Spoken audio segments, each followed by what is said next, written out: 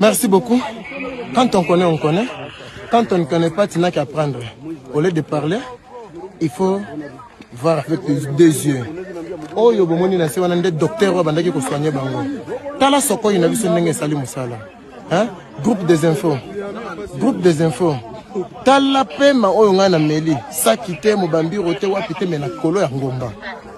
Merci beaucoup. Toloba toko wa pona ekolo. Pona ekolo na biso toza capable. Merci beaucoup. Bonjour et bienvenue en tête-à-tête sur France 24. Notre invité cette semaine est Patrick Muyaya, c'est le ministre de la Communication de la République démocratique du Congo. Monsieur le ministre, bonjour. Bonjour Marc. On va commencer avec la situation dans l'Est du pays qui est compliquée. Après l'échec des négociations de Luanda le mois dernier, les combats ont repris de plus belle avec les rebelles du M23 au nord Kivu, mais aussi ces derniers jours au sud Kivu. Est-ce que aujourd'hui c'est une guerre totale? Il faut plutôt d'abord parler de terroristes du M23 et il faut aussi parler de l'armée rwandaise parce que c'est l'armée rwandaise qui opère. C'est bien clair. Encore récemment, il y avait ces rapports du groupe d'experts des Nations Unies qui documentaient de manière claire qu'il y avait 3-4 000 hommes militaires rwandais qui opéraient et qui malheureusement ont repris depuis belle l'aventure terroriste et criminelle dans l'Est de la RDC, contrairement à ce qui avait été prévu d'ailleurs, à différents engagements qui ont été pris, parce qu'au 15 décembre, dans le cadre du processus de Luanda, normalement, tout devrait être conclu. Mais l'absence du président rwandais illustre justement sa volonté de continuer à piller l'Est de la RDC parce que le fondement principal de cette guerre, c'est une guerre économique. Il faut mettre la main à tout prix et garder la main à tout prix sur les ressources de la RDC. Combien de soldats rwandais? Vous avez parlé de 3-4 000 dans le rapport d'experts, mais d'après vos informations, est-ce qu'il y a plus que ça? Mais d'après nos informations, il peut y avoir plus évidemment, parce qu'il y a régulièrement de rotation et qu'en réalité, les M23, comme on l'a déjà dit plusieurs fois, n'existent pas. C'est un groupe de pantins qu'on met au devant lorsque on a suffisamment avancé. Il y a des rapports qui sont connus d'ailleurs des experts des Nations Unies qui ont eu l'occasion de l'aborder. C'est pas seulement la présence des milliers de militaires, mais c'est aussi la présence du matériel qui a encore une fois été documenté et dénoncé par les experts des Nations Unies. C'est l'occasion, en tout cas, pour les Nations Unies de tirer les conséquences face justement au sabotage du processus de Luanda assumé par le président rwandais et au regard de la processus de Luanda dans ces cas-là. Mais écoutez, le processus de Luanda, quoi qu'il en soit, c'est le processus qui a été mondialement reconnu pour être le cadre qui va... Je n'irai pas comme vous pour dire qu'il est mort, simplement parce que le président rwandais a choisi de continuer de s'aimer la mort dans l'Est de la RDC. C'est les processus d'ailleurs qui méritent aujourd'hui d'être sauvés entre guillemets, tel que vous vous dites, parce que s'il est mort, ça veut dire que toute la communauté internationale aura échoué. Le président de la République, à l'occasion des vœux qu'il a échangés avec les corps diplomatiques, a été clair là-dessus. Nous saluons justement les condamnations répétitives des capitales occidentales, mais nous ne devons plus rester dans les seuils de condamnation. Il faut aller sur des sanctions plus dures parce que des noms sont connus des officiers rwandais qui opèrent et la revendication des actes terroristes posés par l'armée rwandaise et par la M23 par les officiels rwandais ne devrait pas rester sans suite. C'est aussi de cette manière qu'on peut s'assurer de prévenir encore un conflit de plus grande envergure. C'est aussi de cette manière qu'on va s'assurer qu'on fait respecter les droits internationaux. Alors, on a parlé du nord Kivu, maintenant il y a le sud Kivu, avec la prise ces derniers jours par le M23 de la ville de Minova. C'est un endroit stratégique au bord du lac Kivu. C'est un échec. C'est des provinces jumelles. Ça veut dire qu'il y a aujourd'hui cette... Donc la guerre s'étend. Cette forme. Nous sommes dans une dynamique de guerre, évidemment. Nous sommes dans une dynamique de guerre où il y a une semaine, nos troupes avaient l'ascendant. Mais là, c'est plus le cas. Il y a eu, évidemment, nous sommes dans une dynamique de guerre où parfois vous perdez de bataille, vous gagnez. Mais l'idée ici, c'est que vous comprenez, il y a une détermination du Rwanda à étendre la zone d'influence, pensant justement pouvoir nous contraindre à négocier avec ces pantins terroristes du M23, parce qu'en réalité, lorsque nous disons que les terroristes du M23 n'existent pas, c'est le Rwanda qui agit à travers ce groupe et qui, à un moment, quel que soit le moment, leur imposera l'agenda. Dans l'hypothèse, ils doivent s'y retrouver en face de nous pour discuter. Quoi qu'il en soit, il y a un processus de Nairobi qui a été prévu pour régler les questions de groupes armés, y compris la question du M23. Mais l'administration sortante aux États-Unis a dit, écoutez, il faut qu'il y ait un dialogue avec le M23. Elle l'a dit par écrit. Vous dites, on ne peut pas dialoguer avec ce groupe. Mais attention, parce que j'ai eu une discussion d'ailleurs avec les équipes américaine à Kinshasa sur le sujet. Il y a un communiqué qui est sorti qui réagissait spécifiquement et qui a dit clairement tout ce que les Rwandais font avec le matériel de brouillage, notamment de son, y compris des ondes pour les appareils volants qui paralysent les vols civils, les vols humanitaires de Nations Unies. Ces communiqués étaient dans un contexte précis. Aujourd'hui, les États-Unis qui se sont beaucoup impliqués dans le processus de Luanda, notamment avec Madame Avril Haines, qui était le chef des renseignements militaires, des renseignements aux États-Unis, avait soutenu le processus de Luanda et le processus de Nairobi.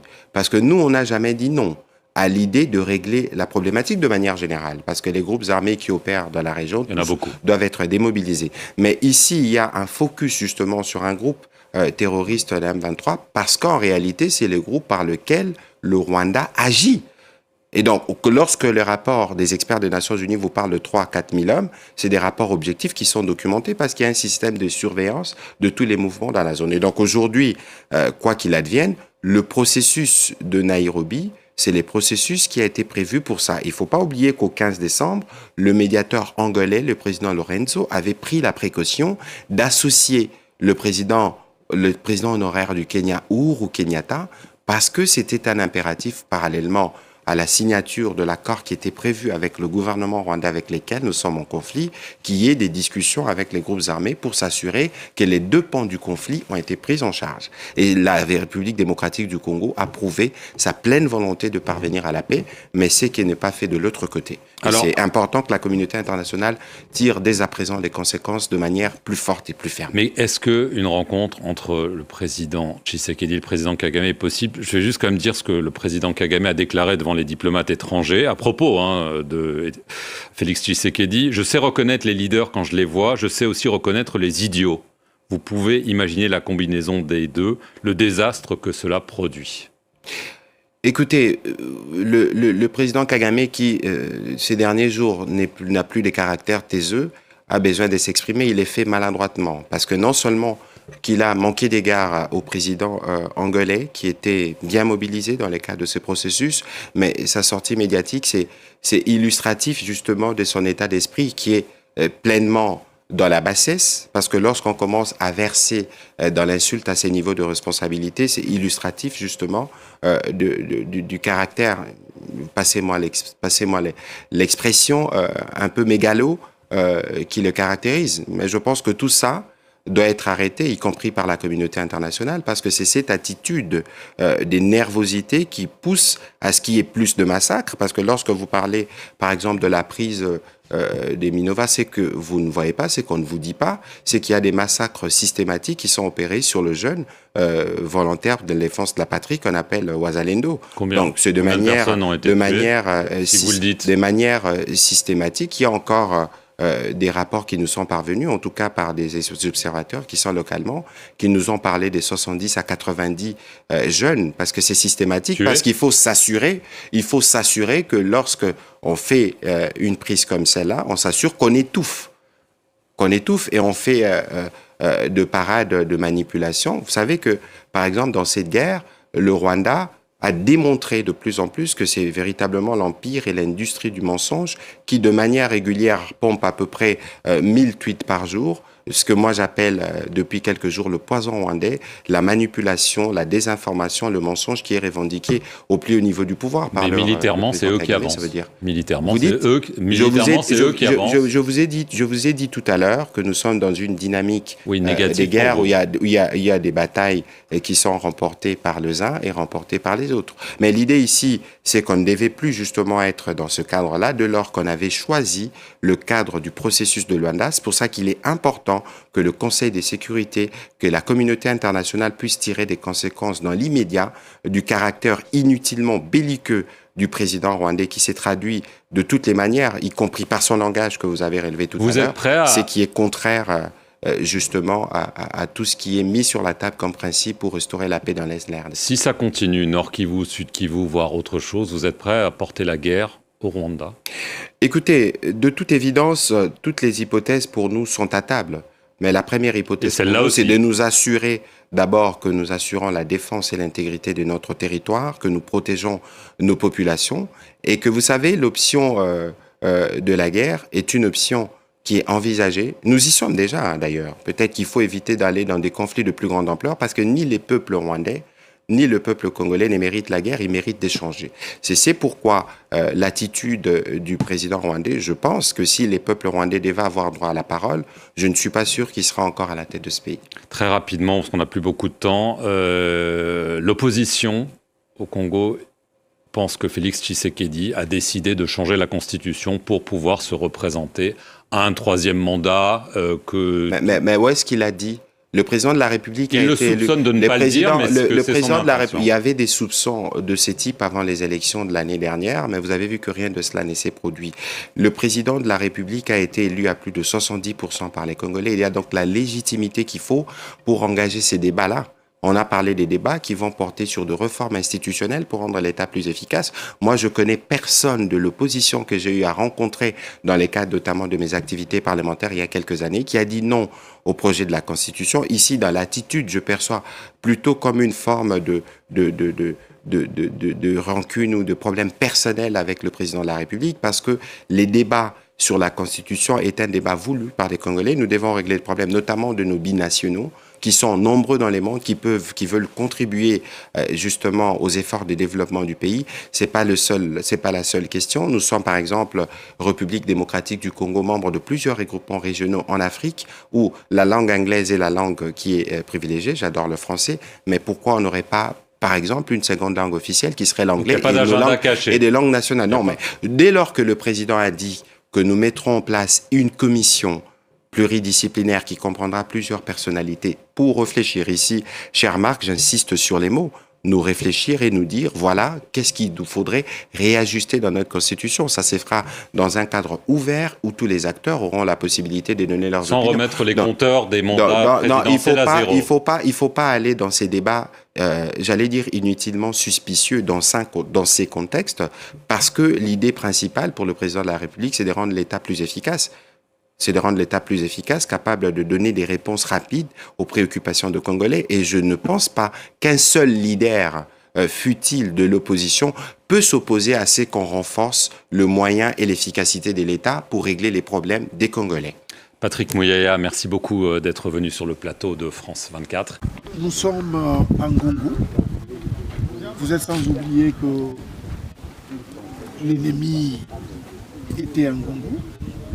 Et il continuait à larguer de bombes sur les déplacés, sur nos populations.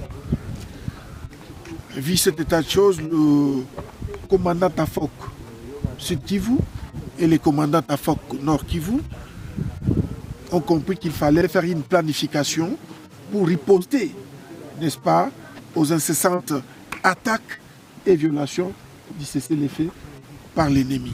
Et raison pour laquelle les forces armées de la République démocratique du Congo ont récupéré Ngungu et repoussé l'ennemi et sécurisé notre population qui rentre déjà en Ngungu comme vous venez de le constater. La situation est telle que les forces armées de la République démocratique du Congo, appuyées par les Ouazalendou, continuent à repousser l'ennemi en profondeur de manière à ce que notre population soit vraiment protégée. Et c'est le travail que les forces armées de la République démocratique du Congo est en train de faire au moment où je suis en train de parler avec vous. Ben écoutez, nous observons les cessez-le-feu comme voulu par la hiérarchie. Mais il s'est fait que nous ne pouvons pas. Les forces armées de la République démocratique du Congo ne peuvent pas admettre que les tirs aveugles de l'armée rwandaise et ses alliés fassent du mal aux déplacés et à notre population. Et donc, l'opération Caterpillar 2, planifié par le commandant Tafok Nord Kivu et le commandant Tafok Sud Kivu, a pour mission de riposter à toutes les violations du cessez-le-feu par l'armée rwandaise et ses multiples alliés. Ben, la population de Ngungu, qu'elle se mette à l'abri, son armée, accompagnée par les volontaires pour la défense de la patrie, sont en train de faire tout pour que la situation redevienne calme. Au moment où je vous parle, que notre population sache que son armée est en train de repousser encore l'ennemi en profondeur, de manière à ce que la population de Ngungu retrouve pleinement sa quiétude.